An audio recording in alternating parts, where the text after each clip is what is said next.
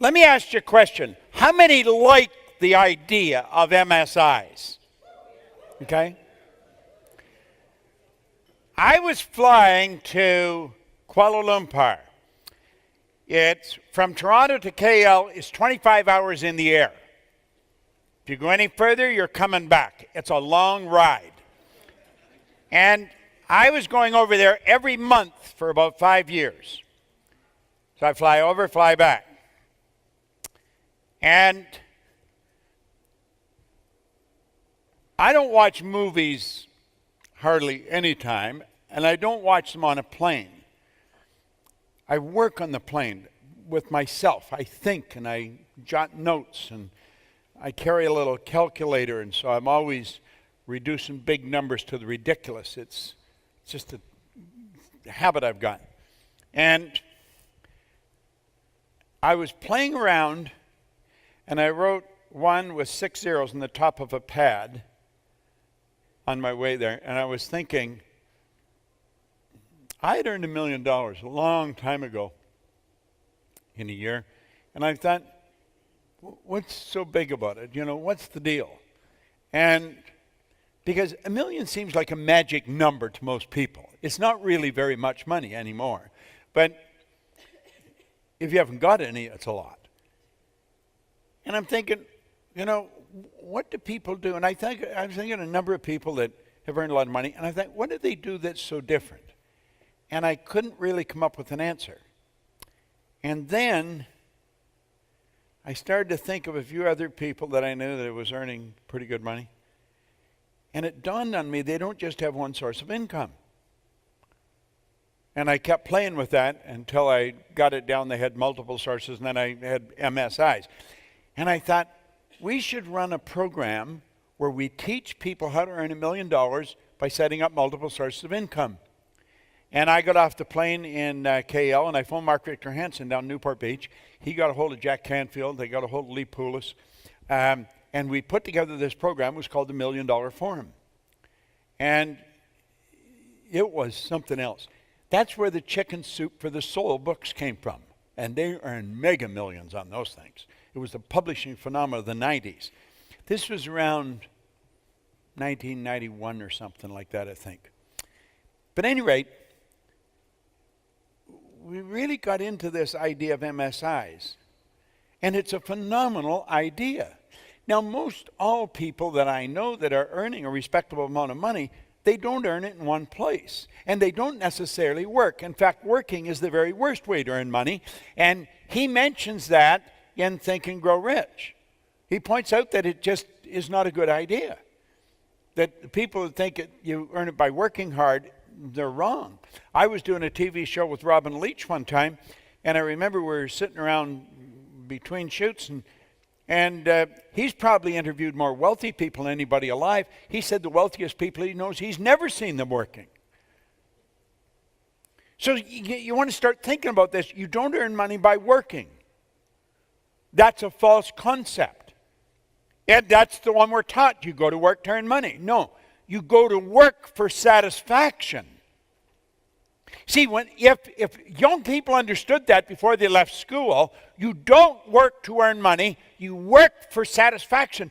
Well, then they would spend time thinking, what do I really love doing? What do I really love doing? And we should spend our days doing what we really love to do. Life is relatively short. And so why would we spend our life doing what we don't like? There's people that get out here on the freeways and they're locked up in traffic for an hour to 2 hours every morning and again every night. They think they have to do that. They don't have to do that at all. They could figure out something work at home if they wanted with their marvelous mind. Well, we'll come back at this, but start playing with it. Now let's switch gears and let's think of you. Let's think of who you are and what you are. Your spiritual DNA is perfect. It's very important we understand this, okay? And what we're talking about is awareness. That's what Keith and I were talking about last night. It's all in awareness. There's a marvelous inner world that exists within us. And the revelation of such a world enables us to do, to attain, to achieve anything we desire within the bounds or limits of nature. We see it everywhere we go in nature. You see perfect order. Winter never follows winter. The night always follows the day. These are laws. When the tide goes out, it always comes in. Well, you know, this body that you're living in is a mass of energy. It's a mass of molecules on a very high speed of vibration. And when this body is not vibrating in harmony with the law, it breaks down. We call that dis-ease. When it is vibrating in harmony, it's alive and it's moving in the right direction. Okay? Your spiritual DNA is perfect. It requires no modification and no improvement. So, what we want to really understand is that the center of our consciousness is perfection. There's absolute perfection locked up within us. And that perfection is always seeking expression with and through us. There's something in us that wants to express itself in a greater way. So if you're running, you're going to want to run faster. If you're jumping, you want to jump higher. If you're selling, you want to sell more. Whatever you're doing, there's something in you wants you to do it better. Now, some people, they try a few times and they fail and they give up. They just quit. And they just sort of vegetate until their heart stops beating. Their body shuts down and the game is over. But the truth is that you have perfection locked up within you. We're a spiritual being, and spirit is forever present, evenly present in all places at the same time. Spirit's all powerful. All the power there ever was or ever will be is locked up within us. You'll often see where a very small woman or man maybe has a loved one trapped under a car. They'll lift the car right off the person. And somebody said, how did you do that? In a conscious state? They have no idea. They say, I don't know. They're not even aware of what they've done. See, there was a command given to their subjective mind, lift a car. If they had to throw it across the street in that state, they could have thrown it across the street. So all the power is omnipresent. All the power you'll ever need is within you. It's ever present. This power is all-knowing. All-knowing. Any question you come up with, the answer's there. The answer is the flip side of the coin. You couldn't have a question without an answer. The idea of a rhetorical question is a question without an answer. That's a statement. That's not a question. Question, answer. That's the law of polarity, the law of opposites. Inside, outside. Up, down, hot, cold. There'd be no inside of this room if there wasn't an outside. You couldn't have a question without an answer. Well, see, what we want to do is come up with the right questions. That's what I was doing on the plane. I was playing with my mind. I was saying, how did you do it? What did you do? Does not work, you know? And you keep asking yourself questions and understand that the answers are there. Now, you've got to have enough confidence to follow your own answers. When you ask yourself a question and the answer comes, have enough confidence, know that you are God's highest form of creation. There's nothing that will equal you anywhere in the universe. See, all the other little creatures are completely at home in their environment. They blend in. You and I are the only one that's totally disoriented in our environment. And that's because we have the ability to create our own environment. We can literally create our own environment. Now, this is the real you. You are an expression of an infinite power. I think James Allen said you're the offspring of a deathless soul. Are you truly who you pretend to be? Isn't that interesting? Who are you? You know? Say, well, I'm Bob. I'm not Bob at all. Bob is my name. It's not me. I'll say, well, this is me. No, this is my body. You never hear anyone say, am hand or am body. They say, my body, my hand, my name. Who am I? I am a soul. I don't have one, I am one. And the soul is forever seeking its awareness of its oneness with that which is. It's just awareness, that's all we're ever seeking. And as we develop a greater awareness, it's reflected in our life. People don't earn $100,000 a year because they want $100 a year. They're earning $100 a year because they're not aware of how to earn $100 a month. People are not alone and lonely because they like being alone and lonely. They're alone and lonely because they're not aware of how to develop meaningful relationships. It's all in awareness. Well, we've got to understand we are spiritual beings living in a physical body, and we've been gifted with an intellect.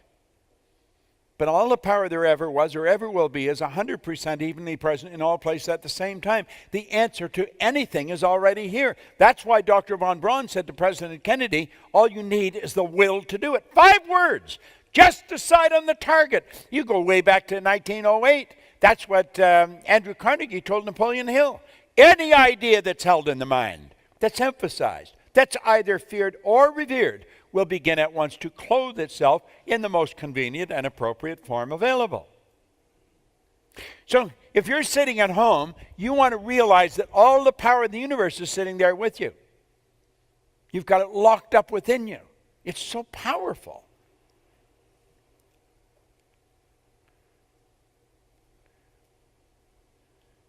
James Allen says you are the offspring of a deathless soul. We dropped a letter there.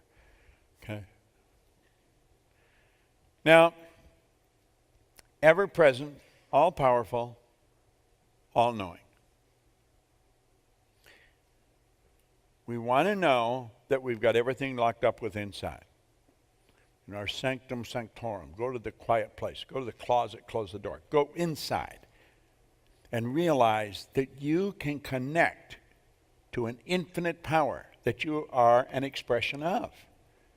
Now, the laws are exact. The law of your being is perpetual increase, progress, growth. So when one good is realized, another desire for greater good will develop. And when a higher state is reached, another more glorious state will unfold your vision and urge you on and on. Hence, the advancing life is the true life, the life that God intended you to live. You see, there's something within us that wants to express itself in a greater way. It's the essence of who we are. It's our spiritual essence.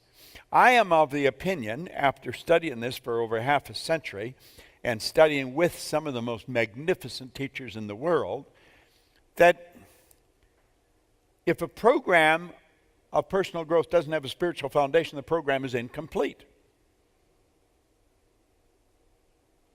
And I have watched all kinds of programs come and go. They didn't have a spiritual foundation, it's incomplete. See, you've got to go to the root cause. You've got to go to the first cause of anything if you're really going to understand it. Well, you've got to go to the root cause of you. And you've got to get inside of yourself and realize there's something pretty phenomenal about you. You are a spiritual being. You live in a physical body, but you're not the physical body. That's merely the instrument that you're in. And you've been gifted with an intellect. Ask yourself if you know what your intellectual factors are. What are they? If you don't know, you're going to be hard-pressed to really develop them. And it's through the proper use of your intellect that you're going to dictate the emotional state you're in. When you find somebody that's emotionally upset, that's letting someone or something bother them, they are not using their mind properly. They are permitting somebody outside to control them.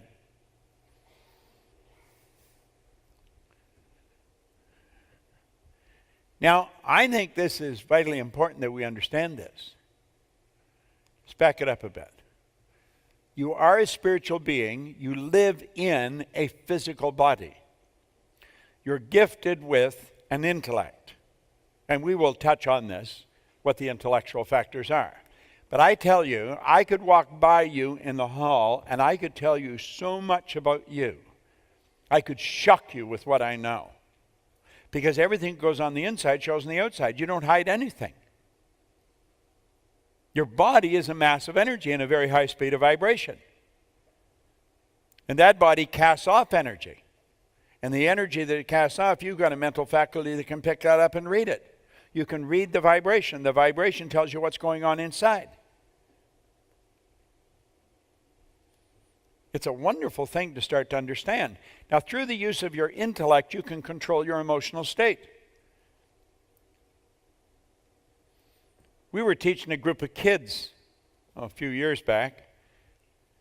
In fact, one here. Where's Sarah? Is Sarah here? You're Sarah. Hi, Sarah. How are you? I was talking to Sarah's mother on the phone. She gave me Sarah's number. The last time Sarah was in a seminar, she was 11. Now, I'm not going to tell you how old she is, but that was 20 years ago.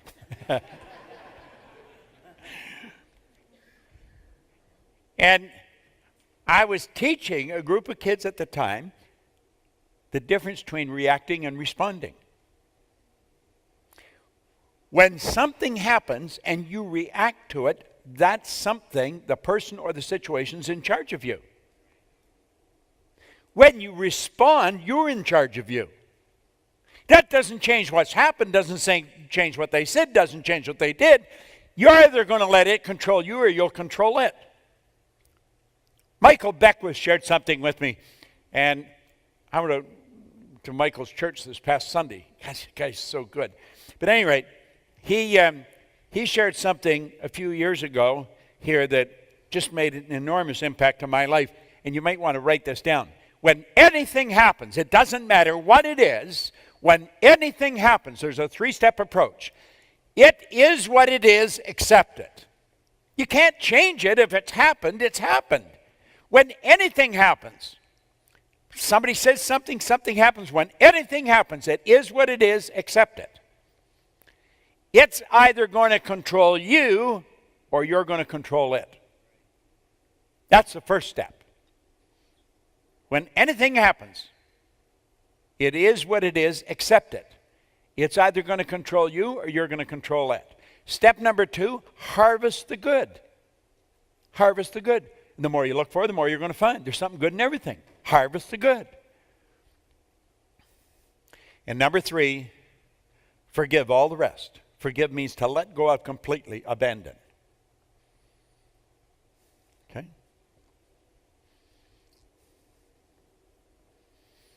Now, you see, through the use of our higher faculties, we can take control of our emotional state. I was working with a group of young guys in the hotel lobby the other day. A friend of mine come by and brought some of his buddies who were over from Belgium, just yesterday was.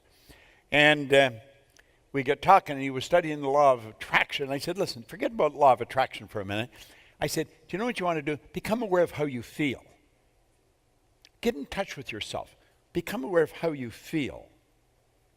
If you don't feel good, that means you're in a negative vibration. And if you're in a negative vibration, you're going to attract negative energy. You can only attract what you're in harmony with. If you're feeling good, then you're in a positive vibration. You're going to attract positive energy. So I said, become aware of how you feel. You might want to write that down. Just become aware of how you feel. How you feel dictates the vibration you're in. Feeling is conscious awareness of vibration. Feeling is conscious awareness of vibration. If we're feeling good, we're going to attract good energy. If we're not feeling good, we're going to attract bad energy, and like that, we should change it.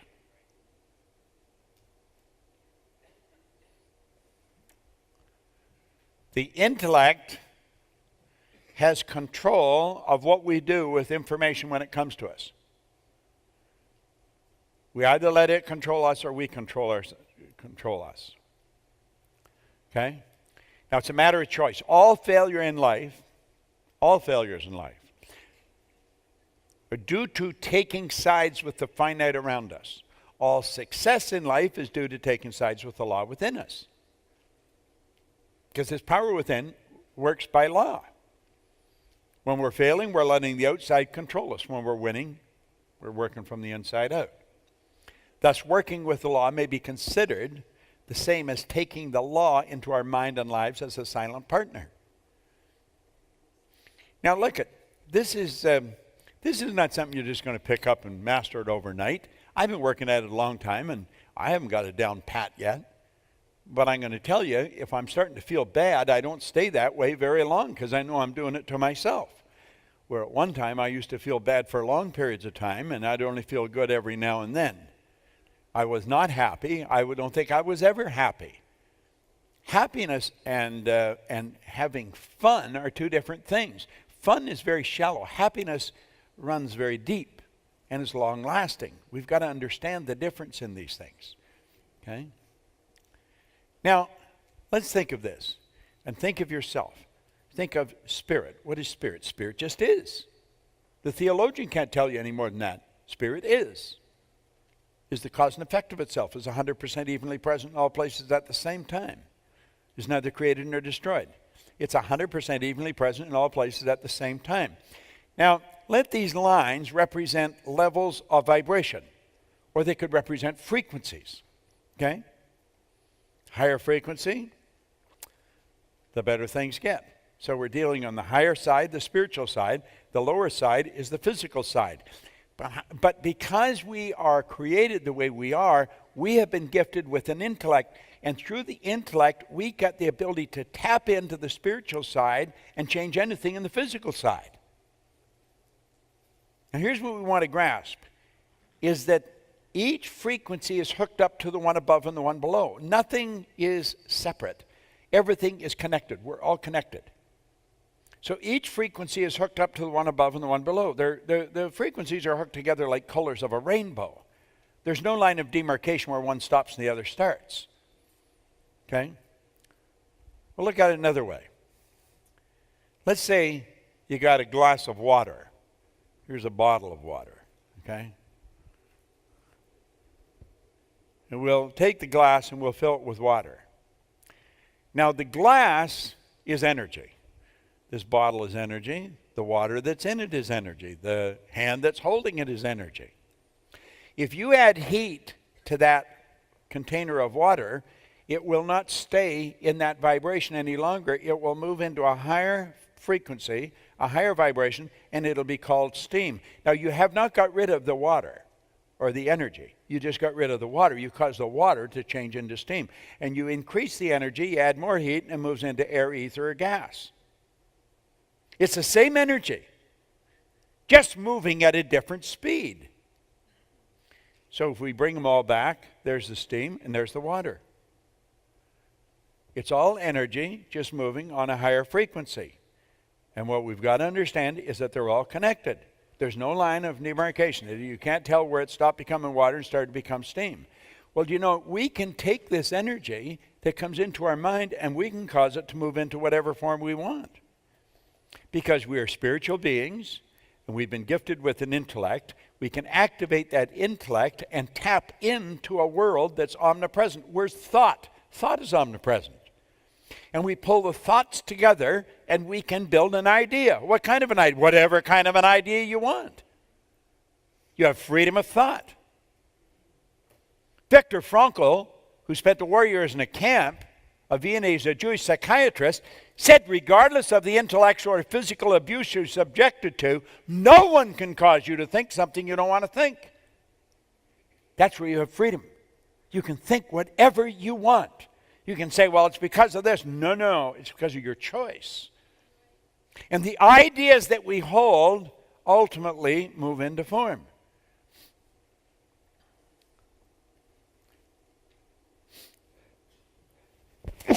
Pardon me.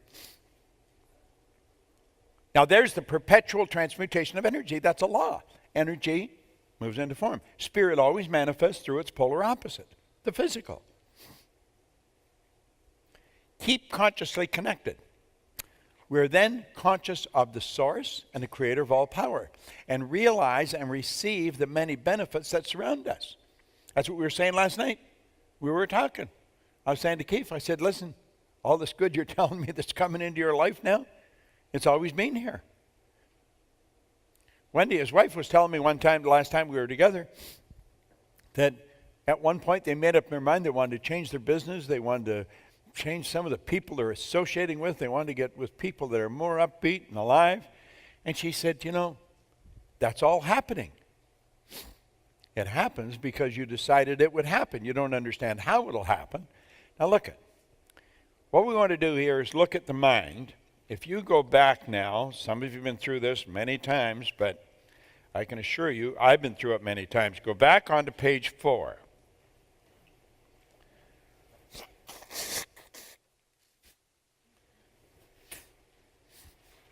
Now we're going to go through this. We'll look at the mind and the paradigm. In fact, let's look at your mind and your paradigm. The paradigm is like a program in our subconscious mind that somebody else built. In 1934, Dr. Truman Fleet was very involved in the healing arts and holistic health. He stated the mind is an activity, it's not a thing. No one has ever seen the mind. In order to gain clarity and eliminate confusion, he said, I'm going to create an image of the mind. You see, when you start thinking of the mind, you're talking about something no one has ever seen. Most people, when you think about the mind, they think of the brain. The brain isn't the mind any more than your fingernail is. The brain is part of your physical body. The brain is the electronic switching station. As you think, you activate brain cells, alter the vibration you're in. This thing here is a mass of molecules in a very high speed of vibration. Well, as you activate brain cells, you alter the vibration you're in. She was thinking you can really wind yourself up or you can put yourself down. Now he said, nobody's ever seen the mind. I'll draw a picture. And he said, this is going to represent the mind and the body. Now I remember the first time I saw that, I laughed. But I soon quit laughing. Listen, in 55 years I've been studying every day, studying the mind, and this is the most valuable idea I've ever learned. The big circle represents the mind, the conscious and subconscious. The little circle represents the body. And like I say, this is the most valuable idea I have ever learned, bar none. Now let's take a look at how this works. There's your drawing. There's your conscious mind, subconscious, and body. Now the conscious mind is your thinking mind. You have the ability to think.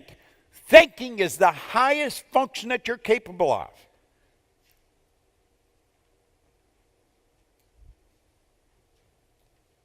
You can think anything you want. That's the educated mind. That's the part that school deals with. That's where your intellect is resident. All your intellectual factors are in your conscious mind. Now, the subconscious is the emotional mind, and it operates quite different than the conscious mind. If there's any psych majors here, it's totally deductive. It has no originating capacity whatsoever. Now, the conscious mind has. We'll just knock those out of the way for a minute. Your conscious mind has the ability to choose. You can choose whatever you want. You have the ability to choose. That is huge. And because you have the ability to choose, you've got the ability to accept or reject anything that's going on. You watch something on television, you do not have to accept it. Somebody tells you something, you say, this is the way you do not have to accept it. You have the ability to reject anything. You have the ability to accept anything.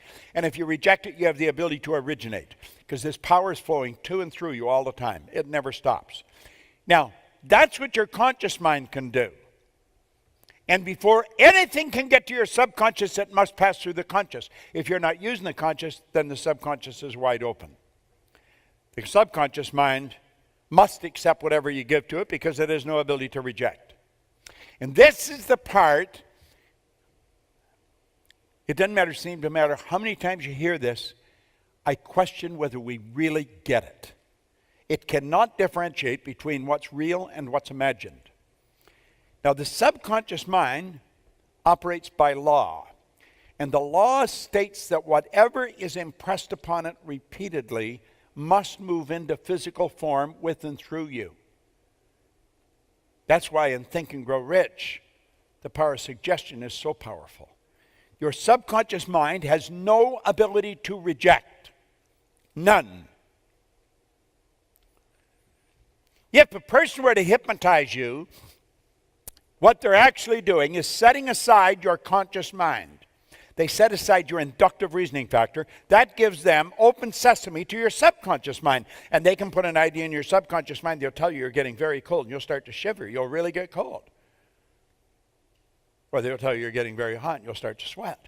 Your subconscious mind will just accept whatever you give to it. So here we are here.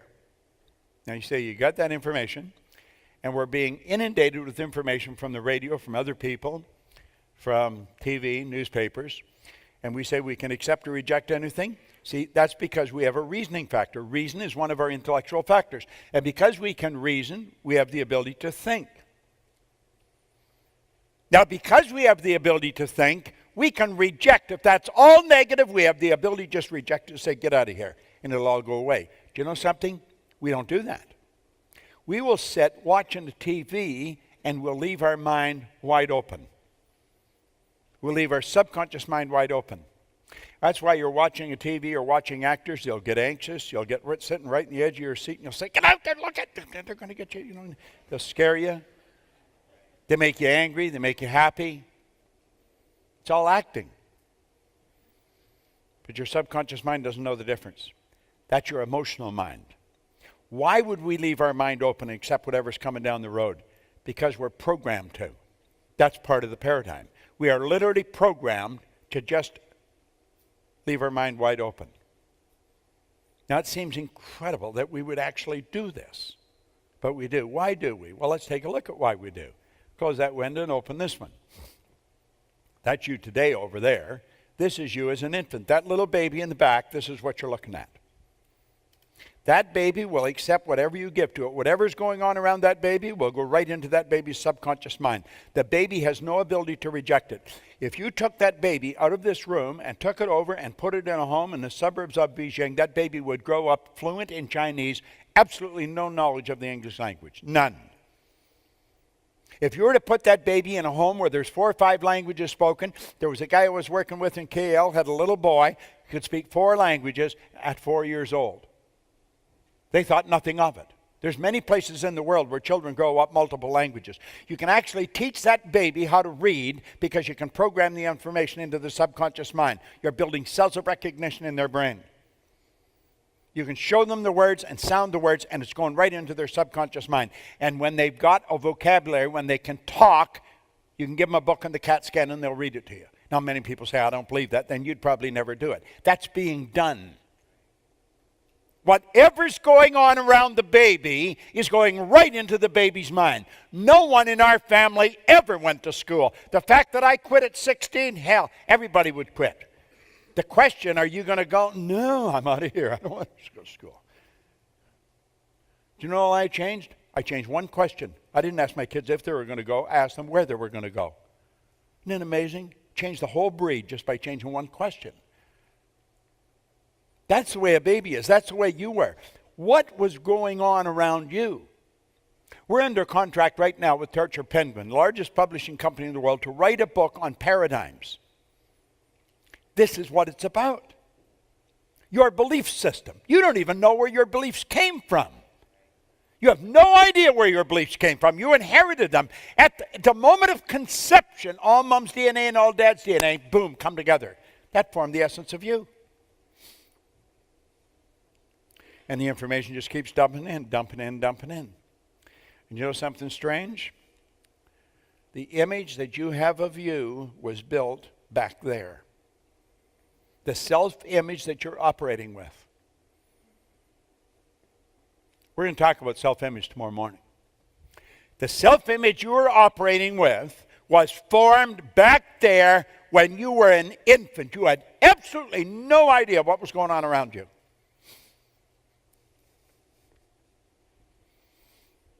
I was born during the Depression.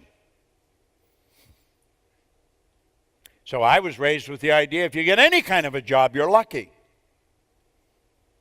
I'll do anything. Anything. That was what was programmed into my mind. Go to school, perfect something, develop talent.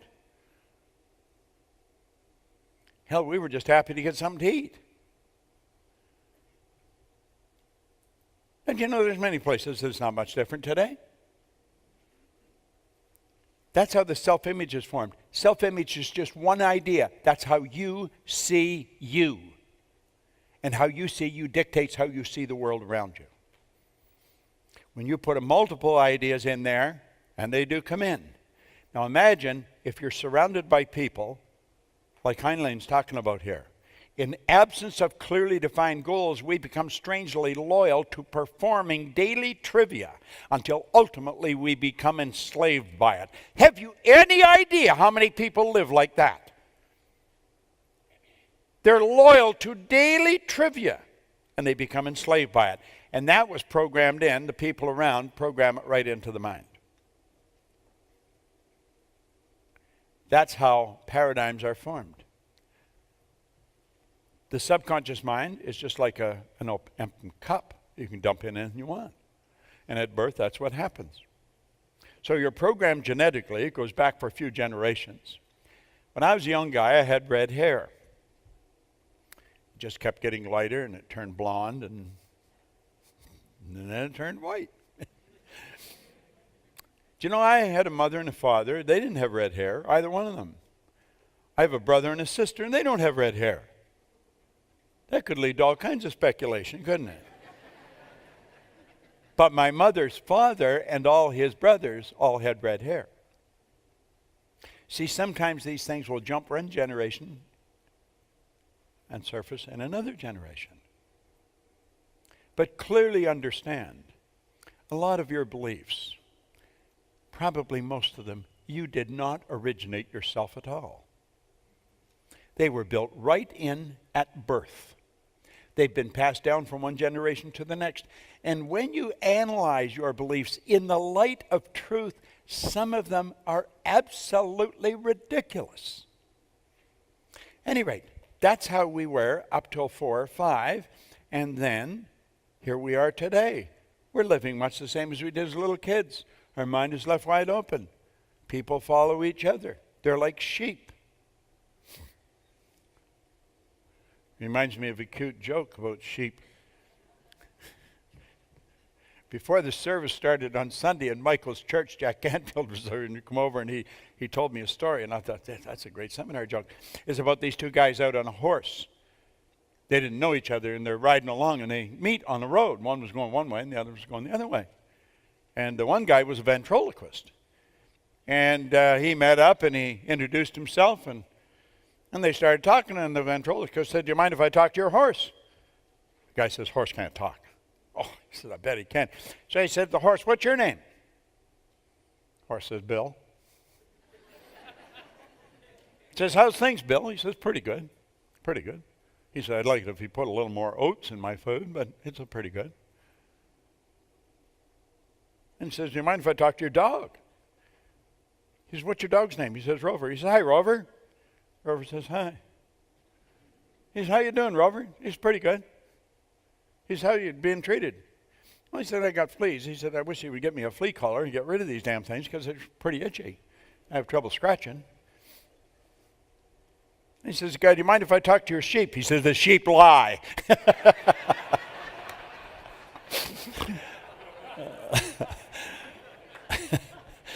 I liked it too. I don't tell many jokes, but that was so cool. I loved it. Right? But listen, this is the way we go through life. And here we are today, adults, and it's hard to believe that we're living the same way. But ask yourself, if somebody says something unpleasant, do you get upset? If you're watching something on television, do you find yourself getting anxious sometimes? The answer is yes. And that's because we leave our mind wide open. And whatever's going on goes right in. And the subconscious has no ability to reject it. It's like the earth. It doesn't matter what you plant. I love the way Earl Nightingale put it. He said you can plant corn, a sweet food, and not a 16th of an inch away you can plant nightshade, a deadly poison. One will grow with just as great an abundance as the other. But he said the mind is many times more fertile. Now let's look at this for a moment. The white represents what we teach. The yellow represents what the educational system teaches. We hear in school. We hear with our ears. Now you let those little antennae there represent your senses. You can hear, see, smell, taste, touch. Okay? And because you hear, you gather the information. Now gathering information is exactly what it implies. It's gathering information. The books start to pile up in our consciousness. And after you've gathered a certain amount of information in school, they come along and they give you an exam. They want to know if you know the information. And if you get more questions right than wrong, they'll say, "Good for you, you passed, you know the information." That is not knowing. That is not learning. But that's the model that we operate with. Now look at this for a moment. Having that in there does not mean we know it. We might be able to repeat it. Hearing and listening are two totally different things.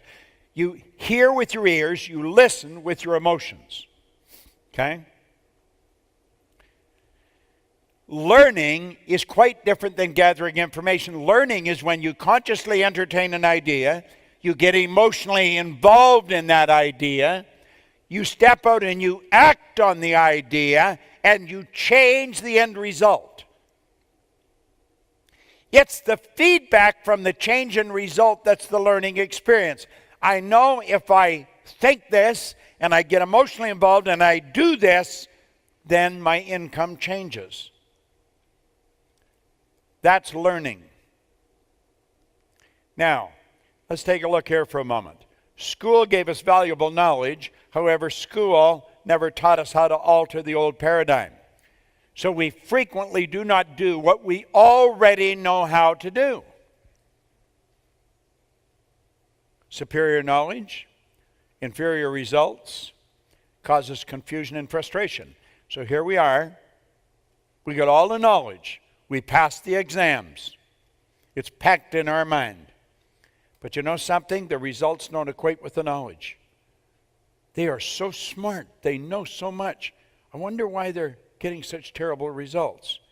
It's because the knowledge doesn't control the results. The paradigm does. The paradigm dictates the results. The paradigm controls the vibration. The paradigm controls the action. The paradigm controls the results. If you want to change your results, there's only one way to do it. You've got to change your paradigm.